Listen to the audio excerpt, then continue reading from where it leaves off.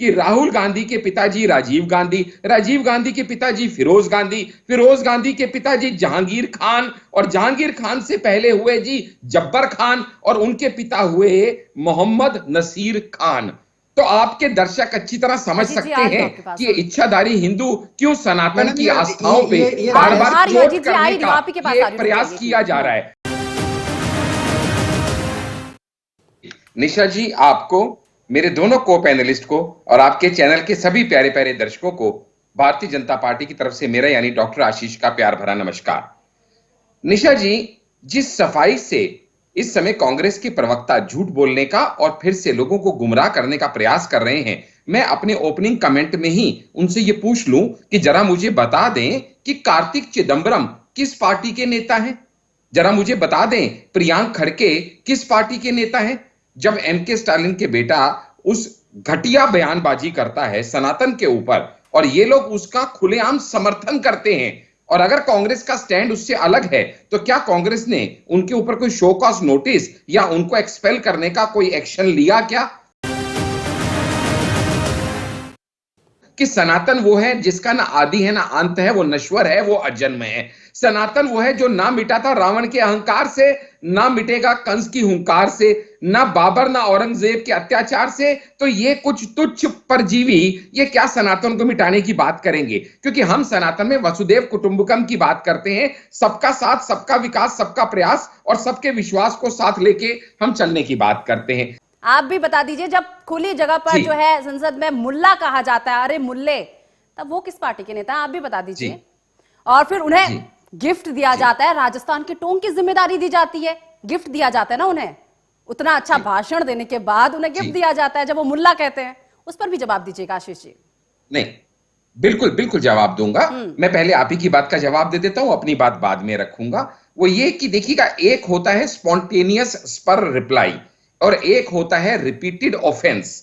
राहुल गांधी हुए या फिर ये कांग्रेस के अन्य बड़े नेता हुए या फिर स्वामी प्रसाद मौर्य हुए, ये रिपीटेड ऑफेंडर्स में से आते हैं। लेकिन जब आप भाजपा नेता की बात करते हैं तो वो स्पॉन्टेनियस एक रिएक्शन था, जिसके लिए उसी समय उनसे बहुत उच्च नेता ने वहीं पे सदन में खड़े होके खेद प्रकट किया और उस बयान को वापस लेते हुए क्षमा याचना की।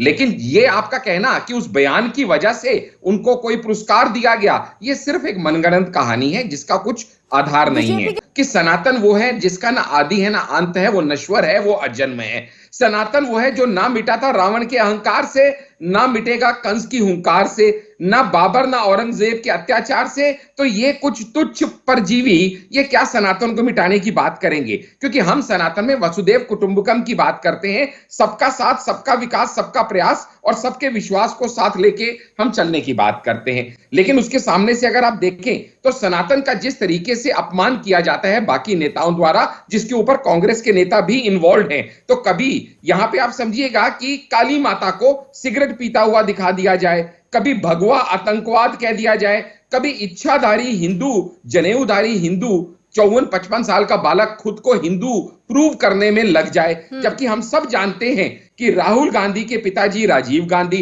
राजीव गांधी के पिताजी फिरोज गांधी, फिरोज गांधी के पिताजी जहांगीर खान, और जहांगीर खान से पहले हुए जी जब्बर खान, और उनके पिता हुए मोहम्मद नसीर खान। तो आपके दर्शक अच्छी तरह समझ सकते हैं कि इच्छाधारी हिंदू क्यों सनातन की आस्थाओं पे बार बार चोट करने का ये प्रयास किया जा रहा है। आप समझिएगा, जब भी उदयनिधि स्टैलिन हो या वो कोई भी इस तरह का हरकत करें जहां हिंदू उन्मूलन सम्मेलन, आप नाम ही समझिएगा, हिंदू उन्मूलन सम्मेलन, यानी हिंदू को खत्म करने का, सनातन को खत्म करने का सम्मेलन किया जाए, तो वहां पे इनके नेता भी होते हैं, वहां पे इनके नेता उसको समर्थन भी करते हैं। ये वो लोग हैं। जब मुल्ला करके आप किसी को बोलते हैं, किसी को इस तरीके से बोलते हैं, तब उनका कुछ नहीं, फिर आप कैसे दूध के धुले हो जाते हैं? निशा जी, पहली बात तो एक बात आपके दर्शक ये समझ लें कि इंसान गलती का पुतला है, लेकिन गलती मान लेना सबसे बड़ी सज्जनता की निशानी है। जैसे ही किसी नेता से गलती हुई, अगर उसके शीर्ष नेतृत्व ने वहीं पे गलती मांग ली तो मुझे लगता है बात वहीं खत्म हो जाती है। लेकिन मैं जब रिपीट ऑफेंडर्स की बात करता हूं तो आपके दर्शकों को पता होना चाहिए कि चाहे देश का विभाजन धर्म के नाम पे करना हो या 1984 का सिख मैसेकर धर्म के नाम पे चुन चुन के सिखों को मारना हो, यह सब कांग्रेस की ही देन है। ये आपके दर्शकों को पता होना चाहिए कि कांग्रेस वर्किंग कमेटी के प्रेसिडेंट सतीश जी ने जब ये कहा कि हिंदू धर्म शर्मनाक है, हिंदू शब्द ही शर्मनाक है, अगर आपको उसका मतलब समझ में आ जाए तो आप शर्मसार हो जाएंगे, तो वो क्या कांग्रेस के नेता नहीं थे? जब आचार्य प्रमोद कृष्णन खुद खंडन करते हैं कांग्रेस नेता होते हुए स्वामी प्रसाद मौर्य की बातों का, तो क्या कांग्रेस को नहीं लगता कि उनको शर्म आनी चाहिए उनका समर्थन करते हुए? जब केरला के स्पीकर शमशीर जी ये कहते हैं, वो भी एक स्कूल के फंक्शन में कोची में जुलाई 2023 में, कि भैया लॉर्ड गणेशा एक मिथ है, तो क्या वो कांग्रेस के नेता नहीं है? जब मैं केरला के स्पीकर की बात कर रहा हूं, कर्नाटका के वर्किंग प्रेसिडेंट की बात कर रहा हूं, मल्लिकार्जुन खड़गे के बेटे की बात कर रहा हूं, क्या ये सब कांग्रेस के नेता नहीं है? अगर ऐसा करते हुए जब राहुल गांधी कहते हैं कि जो लोग मंदिर में जाते हैं वो लड़कियां छेड़ने जाते हैं, तो क्या कांग्रेस का सिर शर्म से झुक जाना नहीं चाहिए? जब कांग्रेस ने इजाद किया शब्द भगवा आतंकवाद, तो क्या वो धर्म को राजनीति से जोड़ने का प्रयास नहीं कर रहे थे? क्या देश की जनता ने ये सब नहीं देखा है? और इसके बाद बेशर्मी से आके आपके चैनल पे अपनी बात को डिफेंड करने का प्रयास करना कांग्रेस द्वारा, ये दिखाता है, इसको कहते हैं एक तो चोरी, ऊपर से सीना चोरी। स्वामी प्रसाद मौर्य रिपीटेड ऑफेंडर क्यों कहता हूं मैं? ये पहली बार उनका बयान थोड़ी आया है, और वो बयान भी दिवाली वाले दिन। अरे अपनी माता की पूजा करो, अपनी पत्नी की पूजा करना गलत नहीं है, लेकिन आप लक्ष्मी माता से ऊपर उसको दिखाने का प्रयास कर रहे हो, हमारी मैथोलॉजी के ऊपर आप प्रहार कर रहे हो, वो भी तब जबकि 30 अगस्त 2023 को इसी स्वामी प्रसाद मौर्य ने यह कहा था कि रामचरितमानस को बैन कर देना चाहिए। इसी स्वामी प्रसाद मौर्य ने इससे पहले भी अभद्र टिप्पणियां हिंदू रिलीजन को लेकर की थी, जब कहा था कि ब्राह्मण जो हैं वो कॉज हैं हर डिस्पैरिटी का सोसाइटी में। ये स्वामी प्रसाद मौर्य या इस जैसे नेता, जैसे कि अमिताभ जी ने बहुत सही कहा, जब जनता के मन में उन्माद फैलाने का प्रयास करें। अगर मोदी जी की हम बात करें तो क्या मोदी जी ने धर्म देख के किसी को वैक्सीन बांटी? क्या मोदी जी ने धर्म देख के 80 करोड़ लोगों को जिनको खाना पहुंचाने का गारंटी किया कोविड के टाइम पे, धर्म देख के किया क्या? आज उज्ज्वला योजना दी जाती है तो क्या धर्म देख के दी जाती है क्या? आप बताइए ना, कौन सी मोदी की स्कीम धर्म देख के दी जाती है? तो धर्म को हम नहीं बना रहे हैं ऊपर, ये अपीजमेंट पॉलिटिक्स करने का, लोगों को डिवाइड करने का ये जो प्रयास है, ये कांग्रेस और उस जैसी पार्टियों द्वारा किया जाता है, जो शर्मनाक है। और ऐसे में धर्म, जबकि देश को, लोगों को जोड़ने का काम करना चाहिए, वहां पे ये लोगों को तोड़ने का प्रयास करते हैं। अब लेटेस्ट शगुफ्ता जो लेके आए ये, अब ये जाति के ऊपर लेटेस्ट शगुफ्ता लेके आए, ये कहते हैं जातीय जनगणना होनी चाहिए, धर्म के बाद अब जाति पे भी लोगों को तोड़ेंगे। ये भूल गए क्या कि बाबा साहब अंबेडकर ने 25 नवंबर 1949 को कहा था cast is anti national?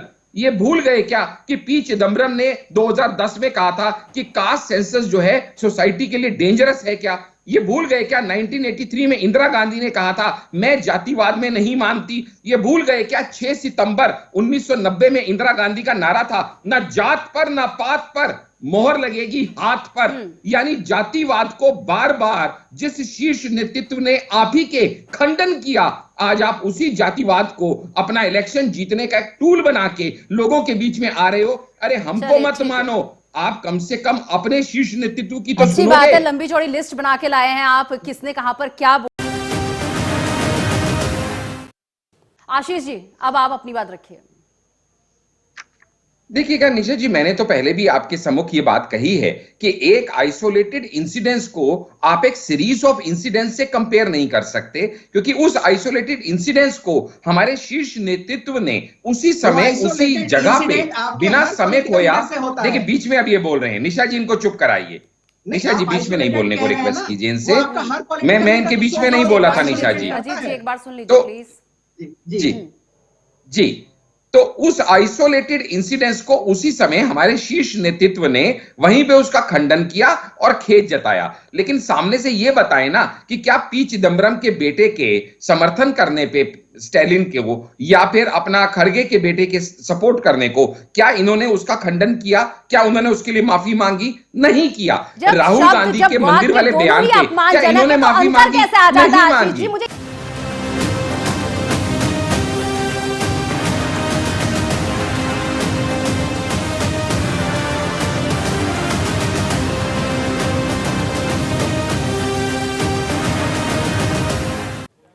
Vande Mataram, आप सभी का हमारे खास कार्यक्रम नेटवर्क 10 के खास कार्यक्रम सत्ता का टेम्परेचर में स्वागत है। कहा जाता है कि राजनीति और प्यार में सब जायज है, लेकिन ये सीमा क्या इस तरह तोड़ी जाए कि दूसरों की आस्था पर चोट की जाए, दूसरों की आस्था का मजाक उड़ाया जाए? सियासत में ये सब नजर आता है। जुबानी जंग में किसी की धार्मिक आस्था का मजाक उड़ाया जाता है। ये सब इसलिए है कि एक समुदाय का मजाक उड़ाकर दूसरे समुदाय को प्रभावित किया जाए। वोट बैंक बनाने की ये सियासत समाज में गहरी दरार डालती है। और यही नहीं, कई बार कुछ सेलिब्रिटीज और फिल्म जगत के लोग भी बेतुकी टिप्पणियां कर देते हैं। और आज इसी मुद्दे पर हम चर्चा करेंगे। तो जिस तरीके से अगर कुछ महीने पीछे ले चलूं आपको, तो आपको याद होगा कि सनातन धर्म पर किस तरीके की टिप्पणियां की गई थी। सनातन धर्म को डेंगू और मलेरिया से जो है उसकी तुलना की गई थी। और कांग्रेस के राष्ट्रीय अध्यक्ष मल्लिकार्जुन खड़गे के बेटे ने कहा था कि सनातन धर्म बीमारी जैसा धर्म है, बीमारी है। और वहीं अगर बात स्वामी प्रसाद मौर्य की कर ली जाए, जो कि रामायण को लेकर हमेशा सुर्खियों में रहते हैं, तो हमेशा वो कहते हैं कि रामायण को जो है सरकार को हटा देना चाहिए, क्योंकि रामायण में पिछड़े जो लोग हैं, दलित जो लोग हैं, उनका अपमान किया गया है। तो इस तरीके की जो बातें हैं, इस तरीके की जो विवादित बयान है, बार बार इन राजनेताओं की तरफ से दिए जाते हैं। क्या जिस तरीके से ये बयान दिए जाते हैं और दूसरों की आस्था पर ये चोट बार बार दी जाती है,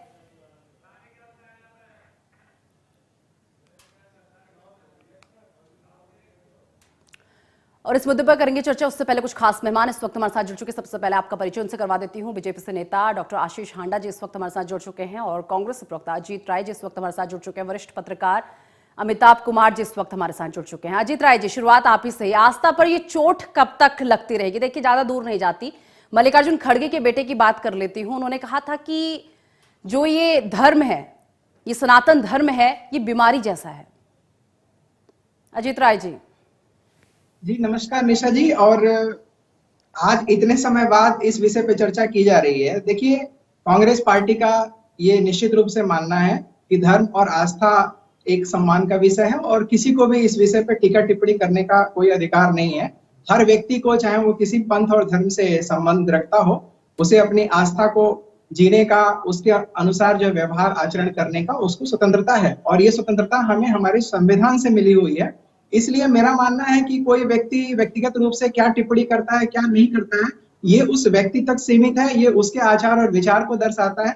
इसे हम पब्लिक इंटरेस्ट में या एक बड़े एक राष्ट्रीय उसको हम एक विचार के रूप में या उसको हम एक मुद्दे के रूप में सामने रखें, ये इसकी कोई इतनी आवश्यकता नहीं है। हम व्यर्थ ही इन चीजों को तूल देते हैं। आज मुद्दा ये है कि जो देश है किस तरीके से भयंकर जो है बेरोजगारी का सामना कर रहा है। ग्रामीण क्षेत्रों में बेरोजगारी की दर जो है 10% को पार कर चुकी है, और महंगाई किस तरीके से। लेकिन किसी की आस्था पर अगर चोट लगती है तो उस पर बात नहीं की जानी चाहिए। नहीं, आप किसी की आस्था को अगर आप डेंगू मलेरिया से तुलना करते हैं, आप कहते हैं कि सनातन धर्म बीमारी जैसा धर्म है, और कहा जाता है कि रामायण में स्वामी प्रसाद मौर्य रामायण को कहते हैं कि दलितों और पिछड़ों का इसमें अपमान किया गया है, इसे हटा देना चाहिए। इस पर बात नहीं होनी चाहिए। निशा जी स्वामी प्रसाद मौर्य जी वही हैं जो कुछ दिन पहले भाजपा में थे, और उनकी बेटी संघमित्रा मौर्य अभी भी भाजपा की सांसद हैं। और वो किस तरीके से, जब वो भाजपा में थे, किस तरीके से वो धर्म को एक जो है एक पॉलिटिकल इवेंट की तरह किस तरीके से वो ऑर्गेनाइज कर रहे थे कुछ दिन पहले ही। और आज समाजवादी पार्टी में जाकर के वो इस तरीके की बातें कह रहे हैं। वो क्यों कह रहे हैं, इसका जवाब मेरे हिसाब से समाजवादी पार्टी के प्रवक्ताओं नेताओं को देना चाहिए। और मैं तो कहता हूं, वो इंडिया अलायंस जो आप लोगों का है, उसका क्या, उसके लहजे से तो आपको देना ही पड़ेगा ना जवाब। तो निशा जी, आप ही के साथ तो है वो लोग, या बीजेपी के साथ है? बहुत अच्छी बात कही निशा जी आपने।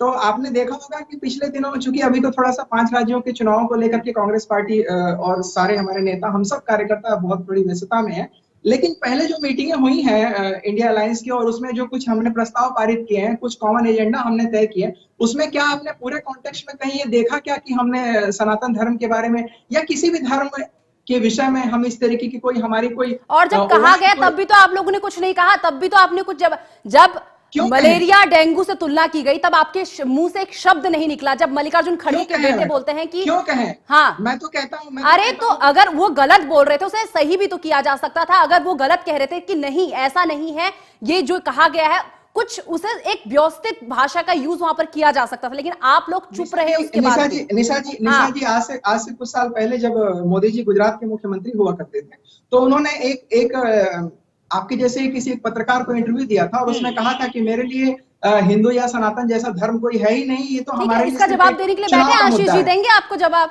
निशा जी एक मिनट, आपने कोई सवाल किया है तो मुझे कम से कम 30 सेकंड या 60 सेकंड दे दें। देखिए मैं कह रहा हूं कि इस तरीके की जो भी उलझुल की बातें करता है, जो भी व्यक्ति करता है, वो कहीं ना कहीं देश को उसके वास्तविक मुद्दों से गुमराह करने की कोशिश करता है और चर्चा से भटकाने का कोशिश करता है। और मीडिया का और हम सब एक आम जनता का और किसी भी पॉलिटिकल पार्टी का एक लार्जर परसेप्शन ये होना चाहिए कि हम ऐसी विवादित ऐसी चीजों को उस व्यक्ति के मुंह तक ही सीमित रहने दें।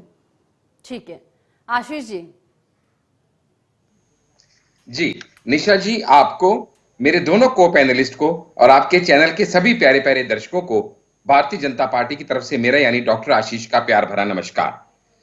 निशा जी, जिस सफाई से इस समय कांग्रेस के प्रवक्ता झूठ बोलने का और फिर से लोगों को गुमराह करने का प्रयास कर रहे हैं, मैं अपने ओपनिंग कमेंट में ही उनसे यह पूछ लूं कि जरा मुझे बता दें कि कार्तिक चिदंबरम किस पार्टी के नेता हैं।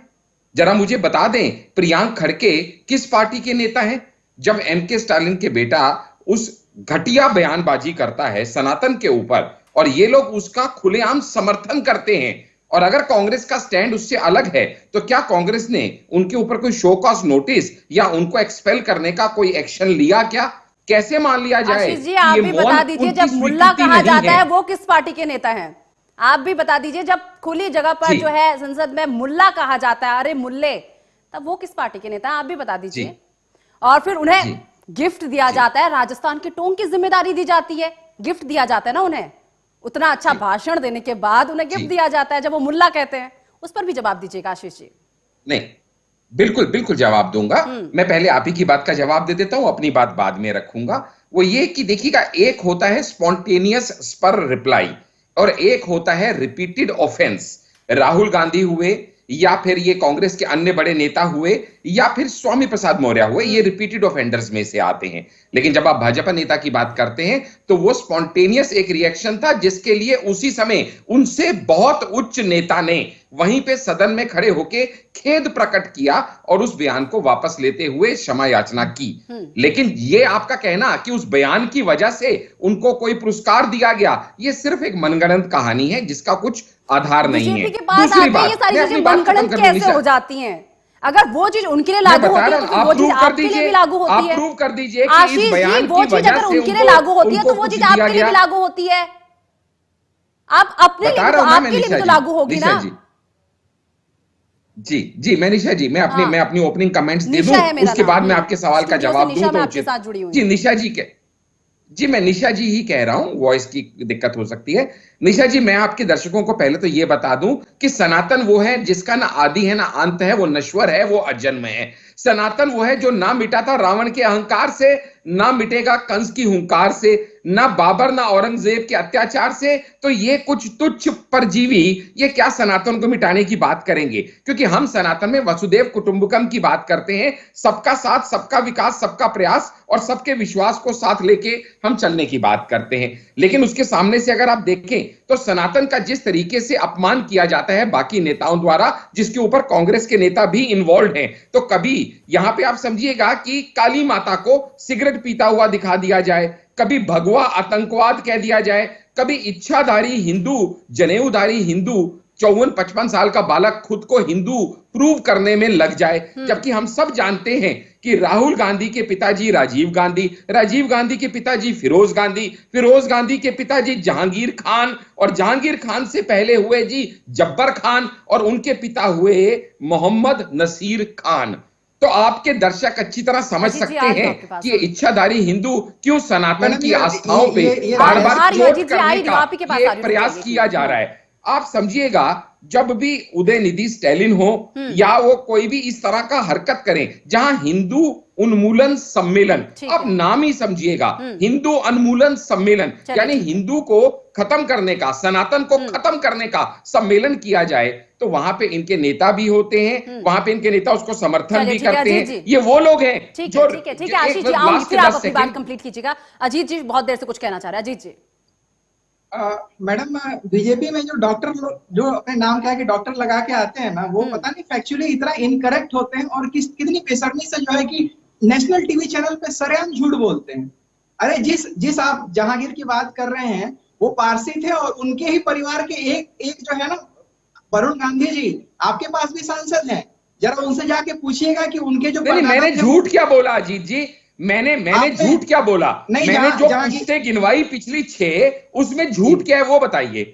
नहीं, आप जहांगीर खान किस कॉन्टेक्स्ट में कह रहे हैं? सर मैंने कहा राहुल गांधी के पिता राजीव गांधी के पिता फिरोज गांधी जी, फिरोज गांधी से पिता जहांगीर खान कैसे हो गए, और जहांगीर खान के पिता जब्बार खान हो गए, और जब्बार खान के पिता मोहम्मद नसीर खान हो गए। इसमें झूठ क्या है ये बताइए आप। आशीष जी प्लीज, और गेस्ट भी मेरे साथ बने हुए प्लीज। अमिताभ जी, आप किस तरीके से देखते हैं बार-बार आस्था पर? आशीष जी प्लीज एक बार मुझे अपना प्रश्न पूछ लेने दीजिए। अमिताभ जी, आप किस तरीके से देख रहे हैं बार-बार आस्था का मजाक उड़ाया जाता है, डेंगू मलेरिया से इसकी तुलना की जाती है, कहा जाता है कि सनातन धर्म बीमारी जैसा धर्म है। अमिताभ जी। जी, ये बहुत सीधा साधा मसला है। इनके ऊपर आपराधिक मामले दर्ज होने चाहिए, क्योंकि आप किसी एक व्यक्ति का अपमान नहीं कर रहे हैं, पूरे समाज, पूरे समुदाय को अपमानित कर और उन्हें भड़काने की कोशिश कर रहे हैं। ये समाज में दंगे फसाद फैलाने जैसी घटना है ये, और ये जानबूझ करके अगर ऐसा कर रहे हैं तो इनके ऊपर आपराधिक मामला दर्ज होना चाहिए। ये कोशिश क्या करते हैं? आप जनप्रतिनिधि हैं और सबके सामने जो कुछ आप बोल रहे हैं, इसका मतलब आप सबको मैसेज दे रहे हैं, संदेश दे रहे हैं, और इस मामले का तो घोर विरोध होना चाहिए। और जो इनके साथी क्या, इनके माँ बाप भी हैं, जो भाई भतीजे भी हैं, बहन भाई भी हैं, उन सबको इन्हें बताना चाहिए। आप अपमानित करने की दृष्टि से और पूरे एक समाज को अपमानित करने की दृष्टि से ये बातें कह रहे हैं। आप किसी शास्त्रार्थ में और बहस में भी अपने विचार नहीं रख रहे हैं। ये शुद्ध रूप से अपमानित करने, भड़काने और दंगे भड़काने जैसे मामले हैं। ये इनकी कोशिश है, चूंकि ये जनप्रतिनिधि है, ये कोई अपने दोस्तों के बीच बैठ करके भी बात नहीं कर रहे हैं, या किसी शास्त्रार्थ में भी बैठ के बात नहीं कर रहे हैं जिसमें अपने विचार रख रहे हों। क्योंकि हमारे यहाँ सनातन धर्म जो है उसमें इसकी पूरी व्यवस्था है कि आप जिन चीजों से मतलब अपनी राय अलग रखते हैं उसको रखिए, बहस कीजिए, बात कीजिए, शास्त्रार्थ कीजिए, अपने तर्क रखिए, बहुत बढ़िया है। सब तरीके की बातें सुनने को तैयार हैं। इनकी हिम्मत है कि इस्लाम के खिलाफ इस तरीके से बयान दें, और फिर कांग्रेस के नेता कहे कि ये उनका व्यक्तिगत, और कांग्रेस के नेता आलोचना नहीं करें। जो व्यक्ति सनातन के विरुद्ध काम कर रहा होता है उसके खिलाफ बोलने पर भी कांग्रेसी नेताओं को आप देखिए, या किसी भी इनके साथी नेताओं को, कि कैसे वो भड़क करके बयान देने लगते हैं। तो कांग्रेस क्यों नहीं अब इनको कहेगी कि आप बिल्कुल गलत काम कर रहे हैं, क्योंकि ये आपराधिक मामला हो जाता है। कांग्रेस को कहना चाहिए। और ये सज्जन जो मौर्य साहब जो हैं, इनको कहिए कि जरा सा इस्लाम के खिलाफ भी इसी ढंग से बहुत स्पष्ट बयान दें, इस्लाम के खिलाफ देकर और फिर देखिए यही कांग्रेस उनके ऊपर मामला दर्ज करवाती है कि नहीं। बिल्कुल दर्ज करवाएगी। ये व्यक्तिगत मसला नहीं है, व्यक्तिगत राय बिल्कुल नहीं है। आप नेता हैं, जनता के जनप्रतिनिधि हैं, आपका बोला हुआ एक एक शब्द करोड़ों लोगों तक जाता है, लाखों भी नहीं। करोड़ों लोगों का जब आप अपमान करते हैं किसी भी देश में, तो वो अपने आप में आपराधिक है। अपमान करने के साथ आप उनको भड़का रहे हैं, उनकी भावनाओं को भड़का रहे हैं। ये केवल शरीर पे चोट पहुंचाने का मामला नहीं है, मन पे चोट पहुंचाने का मामला है, और ये पूरे देश के सामाजिक जो कानून व्यवस्था है उसको ध्वस्त करने की कोशिश है। ऐसे व्यक्ति को इमीडिएट जेल में डालना चाहिए। ठीक है, डॉक्टर आशीष हांडा जी, जरा मुझे ये समझाइए और मेरे दर्शकों को ये समझाइए, जब सनातन धर्म पर इस तरीके की विवादित टिप्पणियां की जाती है तो आस्था पर चोट लग जाती है, लेकिन जब मुल्ला कहा जाता है तब उनकी आस्था का क्या? तब उनकी आस्था पर चोट नहीं लगती? जब मुल्ला करके आप किसी को बोलते हैं, किसी को इस तरीके से बोलते हैं, तब उनका कुछ नहीं, फिर आप कैसे दूध के धुले हो जाते हैं? निशा जी, पहली बात तो एक बात आपके दर्शक ये समझ लें कि इंसान गलती का पुतला है, लेकिन गलती मान लेना सबसे बड़ी सज्जनता की निशानी है। जैसे ही किसी नेता से गलती हुई, अगर उसके शीर्ष नेतृत्व ने वहीं पे गलती मांग ली तो मुझे लगता है बात वहीं खत्म हो जाती है। लेकिन मैं जब रिपीट ऑफेंडर्स की बात करता हूं तो आपके दर्शकों को पता होना चाहिए कि चाहे देश का विभाजन धर्म के नाम पे करना हो या 1984 का सिख मैसेकर धर्म के नाम पे चुन चुन के सिखों को मारना हो, ये सब कांग्रेस की ही देन है। ये आपके दर्शकों को पता होना चाहिए कि कांग्रेस वर्किंग कमेटी के प्रेसिडेंट सतीश जी ने जब ये कहा कि हिंदू धर्म शर्मनाक है, हिंदू शब्द ही शर्मनाक है, अगर आपको उसका मतलब समझ में आ जाए तो आप शर्मसार हो जाएंगे, तो वो क्या कांग्रेस के नेता नहीं थे? जब आचार्य प्रमोद कृष्णन खुद खंडन करते हैं कांग्रेस नेता होते हुए स्वामी प्रसाद मौर्य की बातों का, तो क्या कांग्रेस को नहीं लगता कि उनको शर्म आनी चाहिए उनका समर्थन करते हुए? जब केरला के स्पीकर शमशीर जी ये कहते हैं, वो भी एक स्कूल के फंक्शन में कोची में जुलाई 2023 में, कि भैया लॉर्ड गणेशा एक मिथ है, तो क्या वो कांग्रेस के नेता नहीं है? जब मैं केरला के स्पीकर की बात कर रहा हूं, कर्नाटका के वर्किंग प्रेसिडेंट की बात कर रहा हूं, मल्लिकार्जुन खड़गे के बेटे की बात कर रहा हूं, क्या ये सब कांग्रेस के नेता नहीं है? अगर ऐसा करते हुए जब राहुल गांधी कहते हैं कि जो लोग मंदिर में जाते हैं वो लड़कियां छेड़ने जाते हैं, तो क्या कांग्रेस का सिर शर्म से झुक जाना नहीं चाहिए? जब कांग्रेस ने इजाद किया शब्द भगवा आतंकवाद, तो क्या वो धर्म को राजनीति से जोड़ने का प्रयास नहीं कर रहे थे? क्या देश की जनता ने ये सब नहीं देखा है? और इसके बाद बेशर्मी से आके आपके चैनल पे अपनी बात को डिफेंड करने का प्रयास करना कांग्रेस द्वारा ये दिखाता है, इसको कहते हैं एक तो चोरी, ऊपर से सीना चोरी। स्वामी प्रसाद मौर्य रिपीटेड ऑफेंडर क्यों कहता हूं मैं? ये पहली बार उनका बयान थोड़ी आया है, और वो बयान भी दिवाली वाले दिन। अरे अपनी माता की पूजा करो, अपनी पत्नी की पूजा करना गलत नहीं है, लेकिन आप लक्ष्मी माता से ऊपर उसको दिखाने का प्रयास कर रहे हो, हमारी मैथोलॉजी के ऊपर आप प्रहार कर रहे हो, वो भी तब जबकि 30 अगस्त 2023 को इसी स्वामी प्रसाद मौर्य ने यह कहा था कि रामचरितमानस को बैन कर देना चाहिए। इसी स्वामी प्रसाद मौर्य ने इससे पहले भी अभद्र टिप्पणियां हिंदू रिलीजन को लेकर की थी, जब कहा था कि ब्राह्मण जो हैं वो कॉज हैं हर डिस्पैरिटी का सोसाइटी में। ये स्वामी प्रसाद मौर्य या इस जैसे नेता, जैसे कि अमिताभ जी ने बहुत सही कहा, जब जनता के मन में उन्माद फैलाने का प्रयास करें। अगर मोदी जी की हम बात करें तो क्या मोदी जी ने धर्म देख के किसी को वैक्सीन बांटी? क्या मोदी जी ने धर्म देख के 80 करोड़ लोगों को जिनको खाना पहुंचाने का गारंटी किया कोविड के टाइम पे, धर्म देख के किया क्या? आज उज्ज्वला योजना दी जाती है तो क्या धर्म देख के दी जाती है क्या? आप बताइए ना, कौन सी मोदी की स्कीम धर्म देख के दी जाती है? तो धर्म को हम नहीं बना रहे हैं ऊपर, ये अपीजमेंट पॉलिटिक्स करने का, लोगों को डिवाइड करने का ये जो प्रयास है, ये कांग्रेस और उस जैसी पार्टियों द्वारा किया जाता है जो शर्मनाक है। और ऐसे में धर्म, जबकि देश को, लोगों को जोड़ने का काम करना चाहिए, वहां पे ये लोगों को तोड़ने का प्रयास करते हैं। अब लेटेस्ट शगुफ्ता जो लेके आए, अब ये जाति के ऊपर लेटेस्ट शगुफ्ता लेके आए, ये कहते हैं जातीय जनगणना होनी चाहिए, धर्म के बाद अब जाति पे भी लोगों को तोड़ेंगे। ये भूल गए क्या कि बाबा साहब अंबेडकर ने 25 नवंबर 1949 को कहा था कास्ट इज एंटी नेशनल?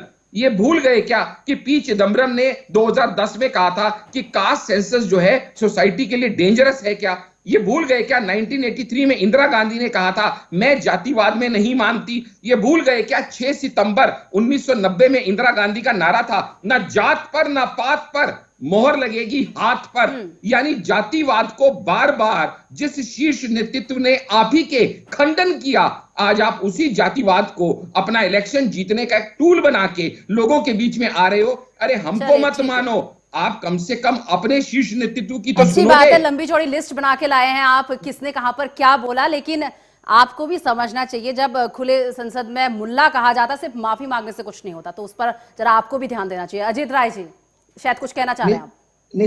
निशा जी जब देश के प्रधानमंत्री ही ये कह रहे हो कि कुछ लोगों को उनके कपड़ों से पहचान लेना चाहिए, आज तक भारत के इतिहास में ऐसा कोई प्रधानमंत्री नहीं देखा हो जो इतना अंदर से नफरत से भरा हुआ, और देश की संसद इतने सालों में कभी इतनी उसकी मर्यादा तार तार नहीं हुई कि ऑन रिकॉर्ड लाइव आप सेशन लोकसभा के सेशन में इस तरीके से अपशब्दों का इस्तेमाल किया गया और उस व्यक्ति को पुरस्कृत करके टोंक भेजा गया और वो टोंक जाके ये कहता है कि यहाँ पे जो वोट पड़ेगा उसका असर लाहौर में होगा। अरे ये लोग, जिन लोगों ने धर्म को सिर्फ धंधा बनाने का काम किया है, जिन लोगों ने रथ यात्रा से 14 करोड़ रुपए खा गए, जिन लोगों ने अयोध्या में सारी जमीनों की उनमें दलाली खा गए, जो लोग दिन रात धर्म की राजनीति में लिपटे रहते हैं, सब झूठ, फिर से आप झूठ फैलाने का काम कर रहे हो। एक भी इल्जाम को आप प्रूव नहीं कर सकते। राम जन्मभूमि के ऊपर आप इल्जाम मत लगाइए, नहीं आप झूठे इल्जाम मत लगाइए कि दलाल बन के खा गए। प्रूफ कीजिए ना, खाली आप जबान ऐसे मत चलाइए, इल्जाम मत दीजिए। आप आपके पास कोई ऑथेंटिक बात है तो कहिए, मैं आपकी बात सुनने को बेशक तैयार हूँ, लेकिन आप इस तरह से झूठे अनर्गल इल्जाम लगाएंगे तो आप भी अपने 54 साल के बालक की तरह इस तरह से आचरण करेंगे तो अजीत जी आपसे उम्मीद नहीं है कि आप अपने 54 साल के बच्चे की तरह आप इस तरह से आचरण करें। अच्छा ठीक है अजीत जी, बार बार वो कह रहे हैं कि बार बार सुनिए अजीत जी ये कहा जा रहा है आप लोगों की तरफ से कि हम बार बार इस तरीके के बयान देते रहेंगे, अगर सनातन धर्म पर इस तरीके के बयान हम देते रहेंगे। राहुल जी ने कल कहा दो जेब कतरे होते हैं, एक ध्यान भटकाता है दूसरा जेब काटता है।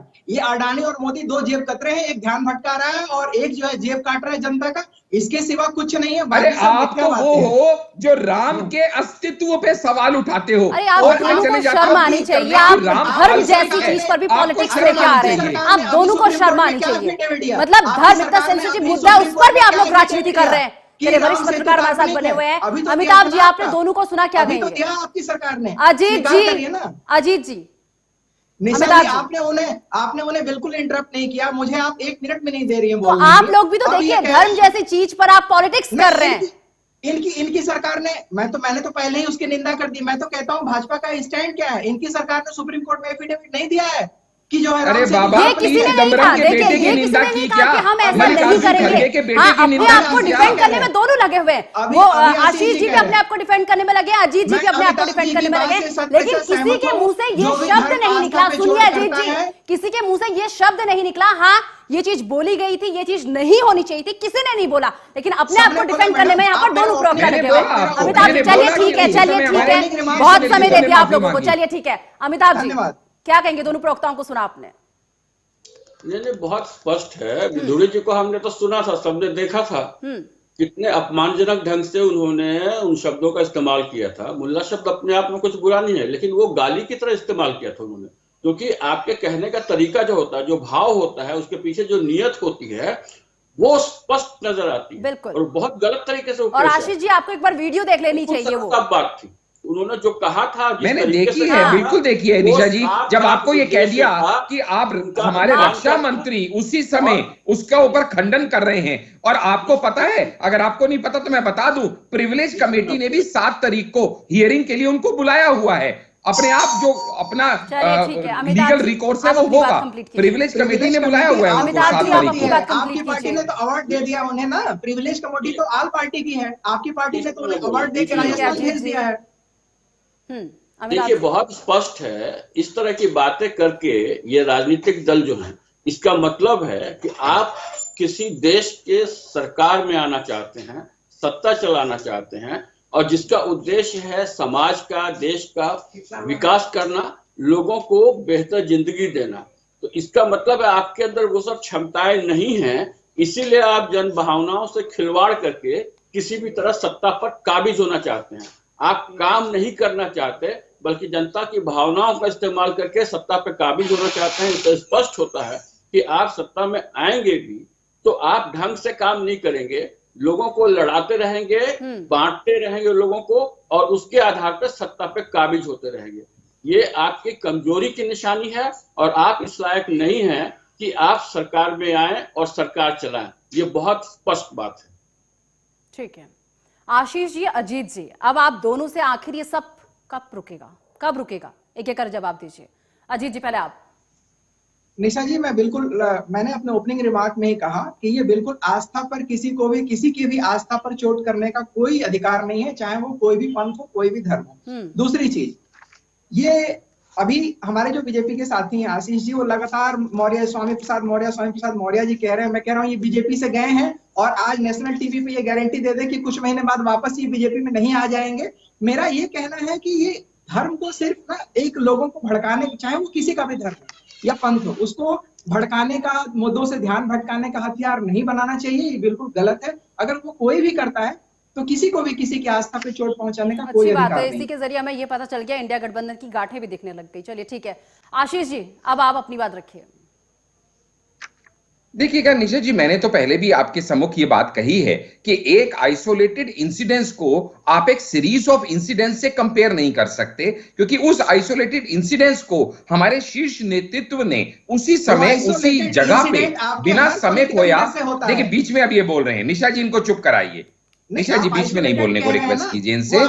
मैं इनके बीच में नहीं बोला था निशा जी। अजीत जी एक बार सुन लीजिए प्लीज। जी जी, तो उस आइसोलेटेड इंसिडेंट्स को उसी समय हमारे शीर्ष नेतृत्व ने वहीं पे उसका खंडन किया और खेद जताया, लेकिन सामने से यह बताए ना कि क्या पी चिदम्बरम के बेटे के समर्थन करने पे स्टैलिन के वो, या फिर अपना खड़गे के बेटे के सपोर्ट करने को, क्या इन्होंने उसका खंडन किया? क्या उन्होंने उसके लिए माफी मांगी? नहीं किया। राहुल गांधी के मंदिर वाले बयान पे क्या इन्होंने माफी मांगी? नहीं मांगी। मुझे ये समझाइए, जब वहां से भी अपमानजनक चीजें बोली गई, आपकी तरफ से भी अपमानजनक बोली गई चीजें, तो अंतर कहां से आ गया आपके और उनकी चीजों में? मैं अभी समझा देता हूं आपको, मैं अभी आपको समझा देता हूं। एक्सेप्ट कीजिए उसे, लेकिन आप एक्सेप्ट नहीं करेंगे, अपने आपको डिफेंड जरूर करेंगे। बहुत बहुत धन्यवाद डॉक्टर आशीष हांडा। निशा जी कमाल बात कर रही हैं आप, एक आदमी 5 बार गाली दे। बहुत बहुत धन्यवाद हमारे साथ जुड़े और इस पूरे मुद्दे पर आप लोगों ने हमारे साथ चर्चा की।